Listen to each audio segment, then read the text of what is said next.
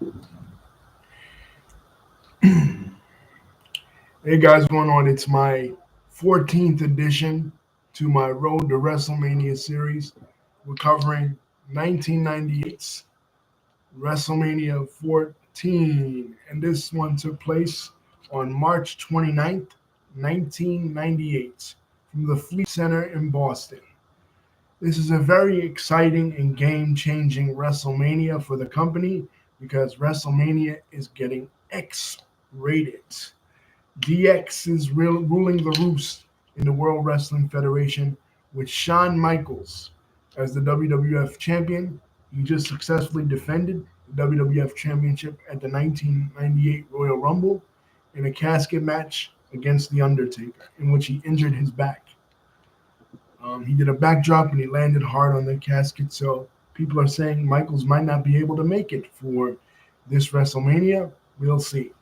Also, at that year's Royal Rumble, Mike Tyson appeared as the special guest of the World Wrestling Federation, and he initially cheered on Stone Cold Steve Austin as Stone Cold Steve Austin became the 1998 Royal Rumble winner, the first person since Hulk Hogan in 1991 to win the Royal Rumble back to back years, winning the Royal Rumble. Stone Cold Steve Austin. So Stone Cold Steve Austin is the challenger, and Shawn Michaels is the champion, and the special guest enforcer is Mike Tyson. Now, what happens? The night after the Royal Rumble, Vince McMahon is beaming with pride because he's finally got one up on WCW. There was a bidding war between WCW and him over Mike Tyson, and he got Mike Tyson to come in.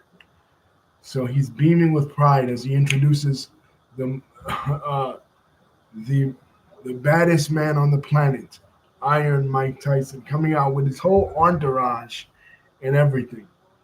Tyson is happy because Tyson has been a WWF fan since the 1970s. Growing up in New York, he was a fan of Vince Sr.'s territory, the Worldwide Wrestling Federation. So he's happy to be there, and Vince is happy to have him. And Vince and him are talking, and out comes Stone Cold Steve Austin. And Stone Cold Steve Austin has a legendary confrontation with Mike Tyson, where he says, "You got your eyes locked on the eyes of the world's toughest son of a bitch."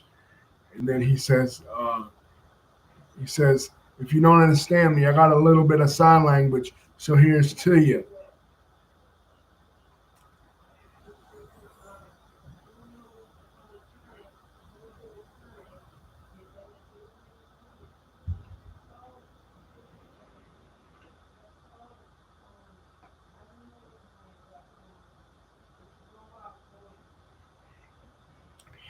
And he gives, he gives Tyson the double bird. And now him and Tyson are pushing each other, and Jim Ross is screaming in the background, "Austin wants Tyson, Tyson wants Austin." And they have to pull apart, and Vince McMahon is on the apron. "You ruined it, damn it! You ruined it! You ruined it, damn it! You ruined it!" Yelling at Stone Cold Steve Austin. And it's a melee, and it's so big that it even gets on the evening news. Even though this is not the era of kayfabe, people pretty much know that wrestling is not real, wrestling is fake. But this garnered so much attention, this confrontation between Mike Tyson and Stone Cold Steve Austin. Now, initially, the WWF wanted Austin to take on Tyson in a boxer versus wrestler match, but that wasn't going to happen because Mike Tyson was suspended by the Nevada State Athletic Commission. And even though this was taking place in Boston and not Nevada, and it was a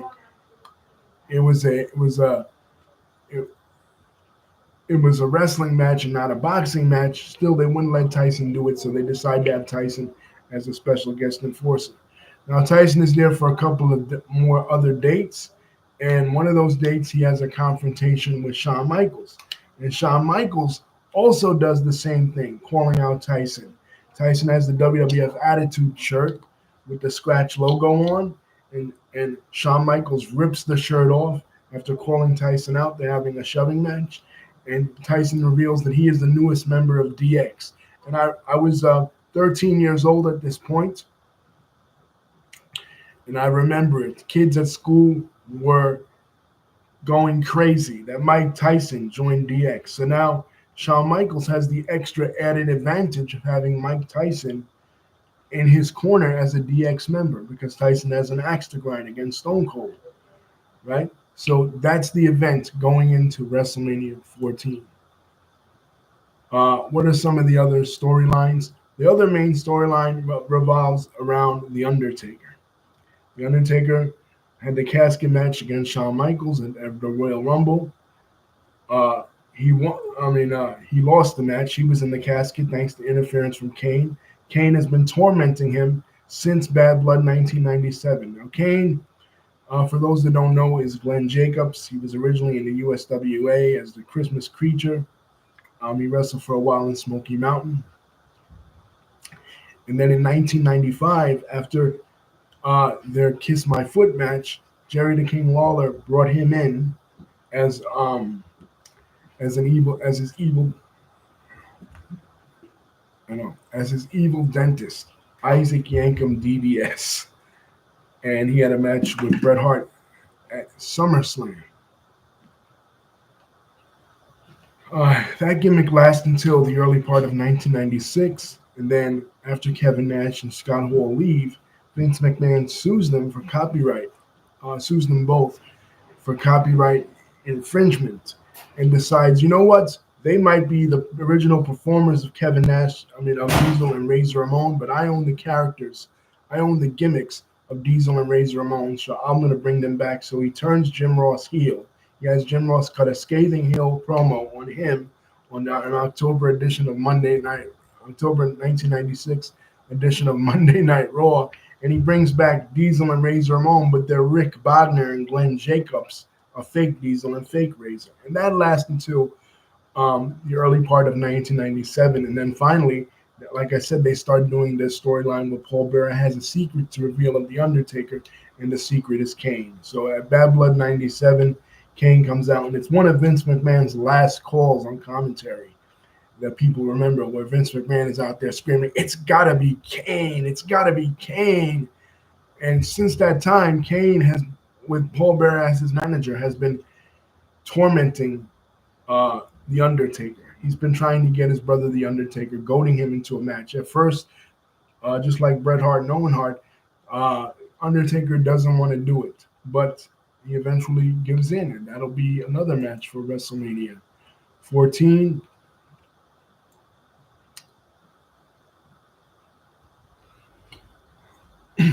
What else do we have on the card? Triple H. We only have 8 matches on this card. Triple H with China taking on Owen Hart. Now, Owen Hart, after the Montreal Screwjob, because this is the first WrestleMania since 1986, since WrestleMania 2, that Bret Hart is not on, because Bret Hart is now in WCW. But after Bret Hart was screwed, the entire Hart Foundation, Jim the Anvil Neidhart, the British Bulldog, and when Brian Pillman passes away, when other members of the Hart Foundation leave to go to WCW along with Bret, Vince McMahon will not let Owen Hart go. He has to keep at least one. So he takes Owen Hart off TV for a while. And, after Owen Hart concludes his feud with Stone Cold Steve Austin in Survivor Series 97, he takes Owen Hart off of TV for a while and brings him back to the DX pay-per-view at the end of the Ken Shamrock Shawn Michaels match. And he attacks Shawn Michaels, and he begins his feud with DX for the European Championship. But Shawn Michaels loses the European Championship on the Christmas episode of Monday Night Raw to Triple H. So Owen Hart will be challenging Triple H for the European Championship with Sergeant Slaughter and China handcuffed to each other at ringside. What is another match? Taka Michinoku versus Aguilar. Now, WCW has been having a lot of success with their cruiserweight division. They started their cruiserweight division in 1996, basically bringing back the light heavyweight division under a different name. Uh, and they started the first Nitro with a rematch between Brian Pillman and Jushin Thunder Liger.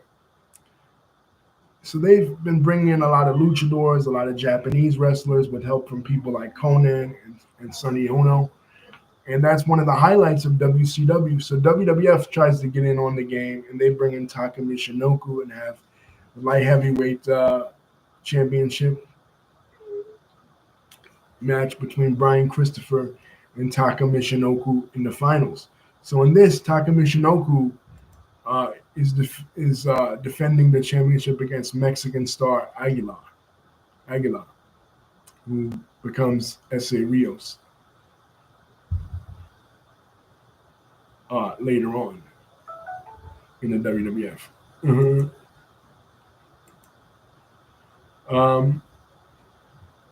Another match, Mark Merrow and Sable defeat the artist formerly known as Goldust and Luna Vachon. Now, what's happening with Goldust? Goldust, last time we were here in WrestleMania 13, he was a babyface. He was taking on Hunter Hearst Helmsley. Now he's a heel again. He gets tired of Marlena's shit in a sit-down interview with Jim Ross. He walks out on Marlena, and he starts to act really weird, starts to dress in different costumes to get attention, a New Year's baby, Santa Claus, and even he impersonates Triple H on one match where Owen Hart wins the European Championship against Triple H, and Sergeant Slaughter reverses it because it wasn't really Triple H, it was Goldust. So Goldust is now the artist formerly known as Goldust, and he initially helps Mark Merrow. Him and Mark Merrow are initially cool because Merrow has turned heel. After Merrow's injury, by the time he was injured, they wanted to keep Sable on TV, so they had her coming out modeling these shirts in this WWF merchandise, and she became more popular than Mark Merrow. So when he comes back as Marvelous Mark Merrow now, under a new boxing type gimmick, because he's a former Golden Gloves champion, he's like the new Macho Man. He's jealous of Sable. He's jealous of the attention that she's getting, so he tries to cover up. So initially, he enlists the help of Goldust and Luna Vachon, who Goldust brings back as his new manager. But eventually, Luna Vachon and Sable don't really get along, both on camera and in real life. So their fighting results in the fighting of Goldust and Mark Merrow. So what we have here at WrestleMania 14 is a mixed tag team match, the third mixed tag team match in WWE history. The first two, Dusty Rhodes and Sapphire versus Sherry and Macho Man at WrestleMania 6, and then Doink and Dink versus Bam Bam Bigelow and Luna. So one involved Goldust's father, and the other involved Luna herself, 4 years before this.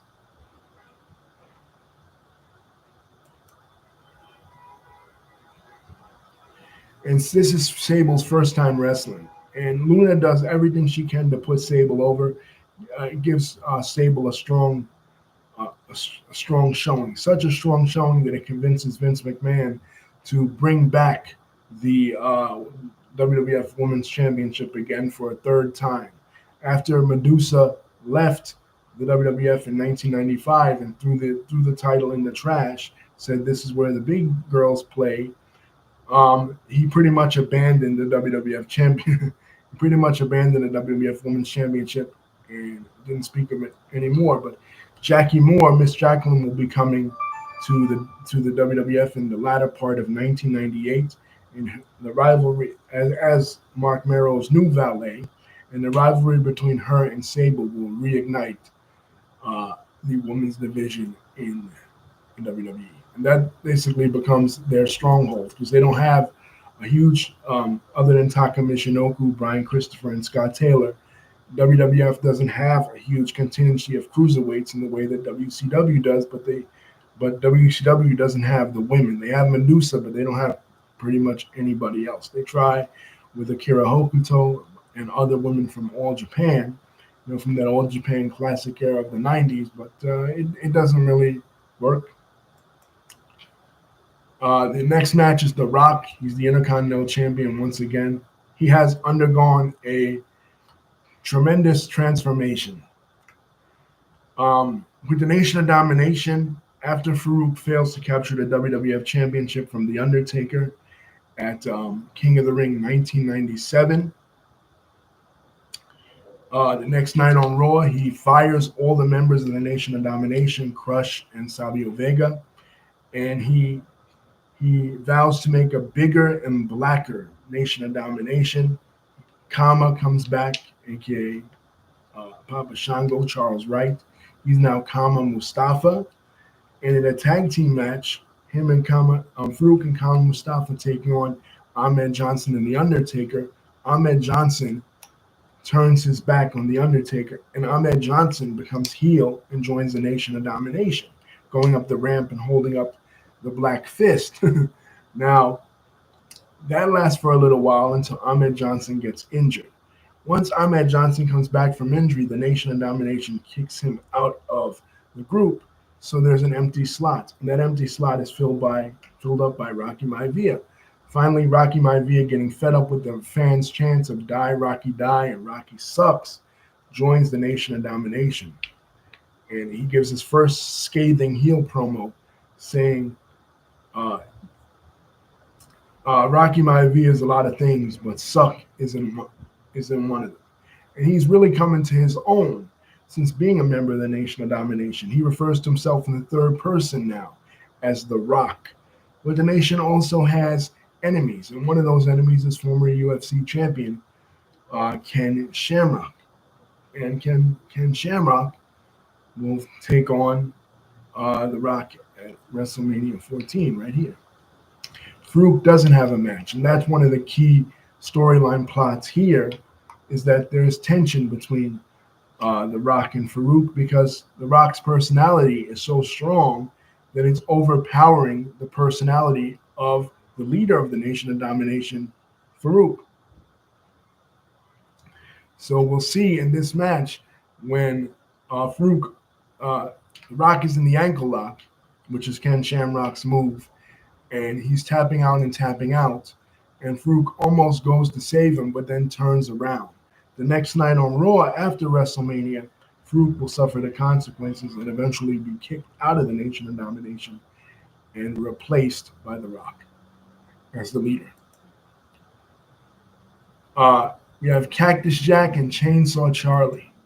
Now, when we last left off, Mankind was managed by Paul Bearer, and he was teaming with Vader.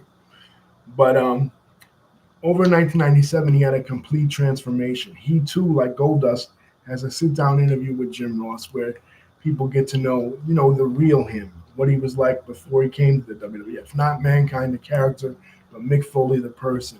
We learn that he aspired to be a professional wrestler since he was a little kid. We learned that he skipped college to go to Jimmy Superfly Snuka versus Don Morocco's Intercontinental title match in the cage in 1983. We learned that as a kid, he aspired to be a character similar to Shawn Michaels called Dude Love. And we learned that he was picked on as a child. A really emotional interview that ends with him giving Jim Ross a mandible claw. But anyway, those sympathies turn him to a babyface. So now Stone Cold Steve Austin is one half of the tag team champions with Shawn Michaels because they defeat Owen and the Bulldog in June of 1997. But Shawn Michaels, like I said, he had to fight with Bret Hart, and he almost quit the WWF, so he's out of action. So Stone Cold Steve Austin needs a new partner. So who emerges as his tag team partner is Mick Foley as Dude Love. So Mick Foley, throughout the summer of 1997, goes around as Dude Love, dancing like in this 60s hippie outfit, kind of like a nicer version of Charles Manson. The music is really cool. Dude Love, Do love, baby, do love. Like really 60s hippie type music. And that's his second persona, Dude Love. A lot of people didn't like Dude Love, but I did. But he now over the summer he gets into a feud after King of the Ring when Triple H defeats him. Right? Hunter S. Helmsley defeats him and wins the King of the Ring in '97. He beats the shit out of Mankind, and him and Mick Foley began a feud. So Mick Foley is feuding with him, and they're at Madison Square Garden. This is October of '97. Mankind comes out, Dude Love comes out. They're both on the Titantron. They say they're both not crazy enough to defeat um, Triple H. So the one who is crazy enough is Cactus Jack. So for the first time since he left WCW in September of 1994, Cactus Jack is back on mainstream wrestling. I know he was in ECW. He cut the Kane doing promo in '95, but a lot of people didn't watch ECW. It was on late at night here in the East Coast. So that really wasn't mainstream wrestling. But he's back as Cactus Jack. And him and Triple H have an amazing street fight. And during that street fight, there's a box on the ramp. And who's in that box? Terry Funk as Chainsaw Charlie. Now the idea was that Terry Funk was really Chainsaw Charlie, and the fans knew it and everybody knew it, but they didn't say it. The name comes from his barber. And when he was a kid, they used to cut his hair. Him and his friends used to call that guy Chainsaw Charlie. It was basically just Terry Funk with a stocking over his head. So him and Mick Foley are having a match, and they fall into a dumpster. And the New Age Outlaws, who are the New Age Outlaws? They are the former roadie and Billy Gunn from the Smoking Guns.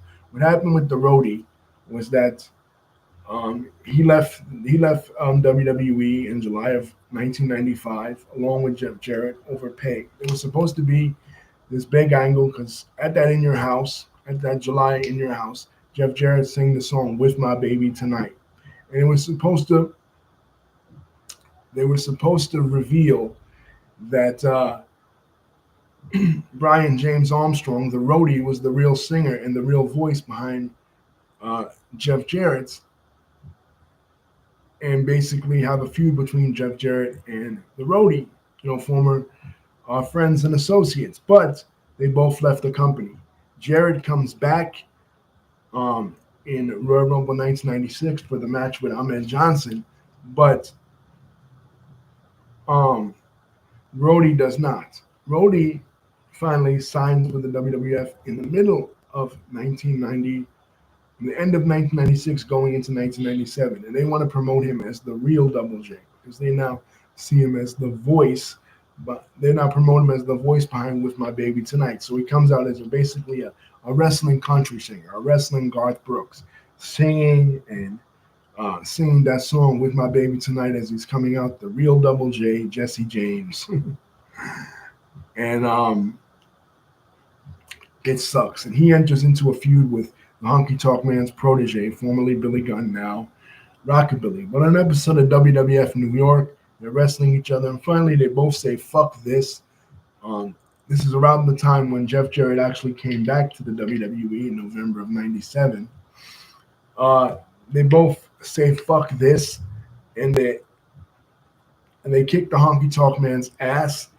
And now Billy Gunn is no longer Rockabilly. He's badass Billy Gunn, and him and no longer the real Double J, but just Road Dogg, which was the nickname that Jeff Jarrett used to call him. Road Dogg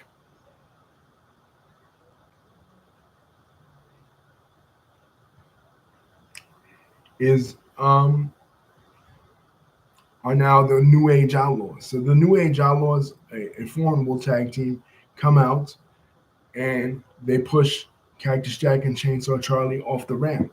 So uh, this prompts WWF officials to make a dumpster match, first of its kind, a dumpster match between the New Age Outlaws and against Cactus Jack and Chainsaw Charlie. Now, for the seventh match, we have The Undertaker versus Kane. This, just like the Diesel match, this was the second match in the streak where you kind of thought maybe The Undertaker would lose because Kane was a formidable opponent. Kane had not been beaten since he'd been in the WWF yet.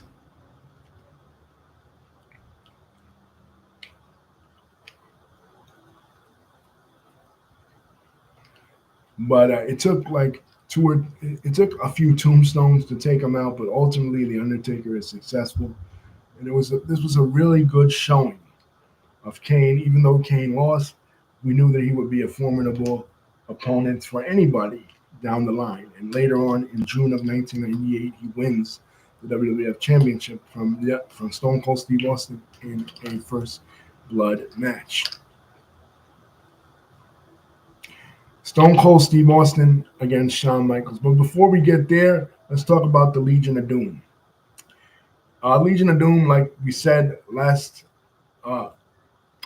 video, WrestleMania 13, they came back in '97, but they weren't the same Legion of Doom that they were in the early '90s. They had lost a step. As a matter of fact, they were getting beat up left and right by DX, by the New Age Outlaws, and Hawk even got his mohawk shaved by the New Age Outlaws. It was a new day for them. So they felt they needed to change their gimmick up. So in the tag team battle royal featuring several tag teams, they come back as LOD 2000, initially with Sonny as their manager. And Sonny, boy oh boy, Sonny in this outfit looked, my God, Sonny was so hot in this freaking outfit that this new LOD 2000 outfit. And they win the Battle Royal by last eliminating the New Midnight Express. Who were the New Midnight Express? Bob Holly and Bart Gunn. Bob Holly is no longer a race car driver. He is now Bombastic Bob, teaming with Bodacious Bart. What this comes from was in late 1997, Jim Cornette started to do a series of semi-shoot interviews after Arn Anderson's retirement, because Arn Anderson in WCW, Arn Anderson was forced to retire due to an arm injury. He had his last match at Halloween Havoc '96 against Luger. So when he knew for sure he was going to retire, he came out and he gave a speech to the rest of the Four Horsemen, giving his spot to Curt Hennig for that year's Fall Brawl, a War Games match, the Horsemen versus the NWO. And the NWO come out and they mock it, they parody it. Kevin Nash says, "Not my dog spot, not liver spot, but my spot," basically parodying the speech of what Arn Anderson said, disrespecting Arn Anderson. It was a setup to an angle. This was a setup to Fall Brawl '97, like I said. But Jim Cornette saw this, and Jim Cornette was highly disrespected by this. So he does the Bite This interview on WWE's website, and he eviscerates the NWO. He eviscerates Eric Bischoff. He eviscerates Six, Sean Waltman, who's not in WWF yet. He's still in WCW. And eviscerates everybody associated with this skit thing, and it takes off like gangbusters. So WWE wants him to do more of these, and he goes after the main event of Halloween Havoc '97, which is Roddy Piper versus Hulk Hogan in a cage. He said by the 10-minute mark, they were sucking air so bad that the first row passed out due to oxygen deprivation. And he says, "Hulk Hogan, you are a household word, but so is garbage, and it stinks when it gets old too." Jim Cornette is on a roll with this. He even goes after ECW. He goes after some of the WWF, basically critiquing wrestling, like what he does now, but in a more kayfabe version. So the end result of this angle is to bring in an NWA faction, a faction of former NWA wrestlers associated with the NWA. Jeff Jarrett is in this faction. Barry Windham, now no longer a Blackjack, is in this faction. Um, Jeff Jarrett becomes the NWA North American champion in this faction, and Dan Severn eventually, who is the real NWA champion and a former UFC champion, is brought in as the centerpiece of this faction. Well, originally for the tag team championships, the Rock and Roll Express were brought in, and for the first time ever in history, the Rock and Roll Express are managed by Jim Cornette in this new NWA heel faction. But they decide that's not good enough. He turns on the Rock and Roll Express and he introduces this new version of the Midnight Express. So here they are in the Battle Royal at WrestleMania 14, and they're the last eliminated by the Road Warriors, LOD 2000. LOD 2000 doesn't last too long. Uh, it's over in a couple of months. Sonny is fired from the WWF, and Paul Ellering is brought back in as their manager. And he turns on them and he manages 8 Ball and Skull, the Harris twins, coming back as DOA. We didn't talk so much about DOA because they don't really factor in. But in the summer of 1997, after Savio Vega and Crush were fired, they uh, they create new factions, new racially based factions. If the Nation of Domination is going to be entirely black, Savio is going to bring a Puerto Rican faction in, and Crush is going to bring a white faction in. He brings Brian Lee, the Undertaker, back, and the Blue Brothers. They're no longer Jacob and Eli; they're Skull and 8 Ball. They become DOA. So Paul Ellering will turn on the LOD, and he will align himself with DOA later in the year in 1998. That will pretty much be the end of LOD, but they start off 1998 pretty strong.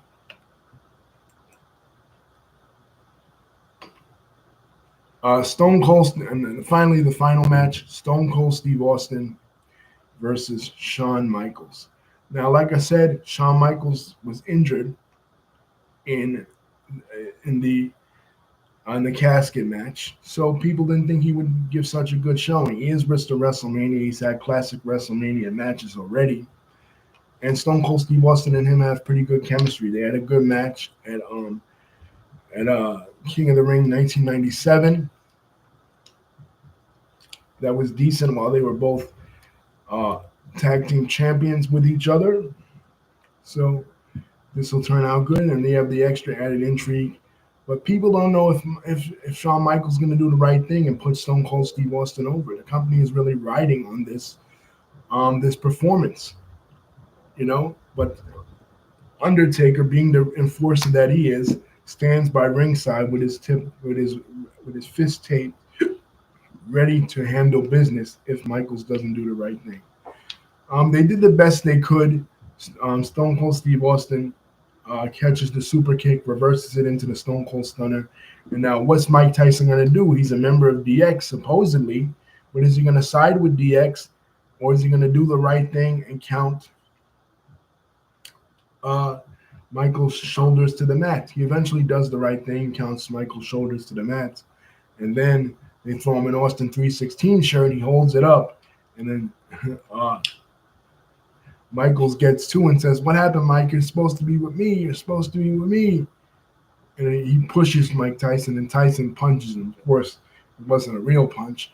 But Shawn Michaels is knocked out, both out cold in the ring and out of the WWF for a very long while. And we won't see Shawn Michaels again in the WrestleMania series until WrestleMania 19 in his match with Chris Jericho, which we'll talk about when we get there. But a new era has dawned in the WWF, and as Jim Ross said, is the era of Stone Cold Steve Austin. The Austin era has begun. This WrestleMania was also loaded with a lot of celebrities. You have the DX Band performing "America the Beautiful," and Star Spangled Banner.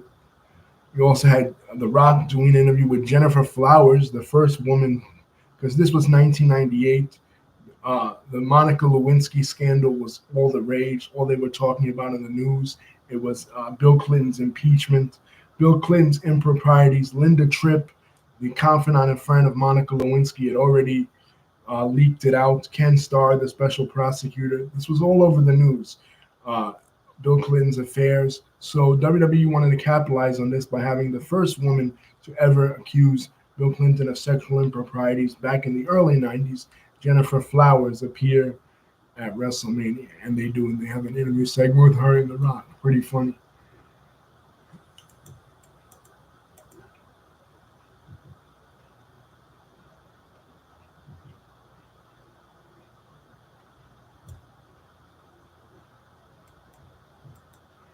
And that is WrestleMania 14.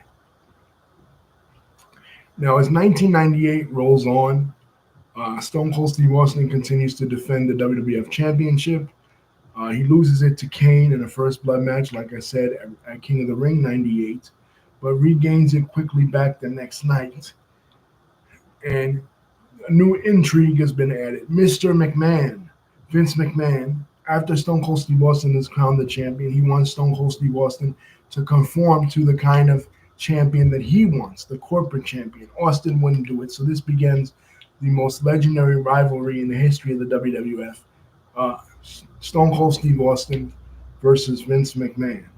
So Vince McMahon proceeds over the course of this year, 1998, to get different wrestlers to go against Stone Cold Steve Austin. He gets Mankind in several iterations. There's Dude Love first, then as Mankind, then as no, just Dude Love and Mankind. And then by Survivor Series 1998, the title is held up for grabs because Stone Cold Steve Austin does lose it, but he loses it in a triple threat match to both The Undertaker and Kane. So it's inconclusive about who is the real WWF champion. Vince McMahon doesn't care because at least the title is off Austin. That was his ultimate objective. So the title's held up for grabs in a tournament at Survivor Series 1998, the Deadly Games tournament. And there's a lot of twists and turns here, but it inevitably ends with The Rock being crowned, The Rock selling out and being crowned the corporate champion of Vince McMahon. So going into 1999, WrestleMania 15, we have The Rock as WWF champion and Stone Cold Steve Austin as the challenger. Now you're probably saying, what? Stone Cold Steve Austin win the 1999 Royal Rumble? No, we'll get to that. We'll talk about when we talk about WrestleMania 15 coming live from Philadelphia, Pennsylvania, in 1999. The first Russo-tific WrestleMania, the first WrestleMania that was booked entirely by Vince Russo, and it shows. It's not a great WrestleMania, but we'll talk about it. Austin Rock 1 coming up at WrestleMania. WrestleMania 15. Love you guys. Thank you. Thank you everybody for watching. Don't forget to like, comment, and subscribe. WrestleMania 15 coming up next.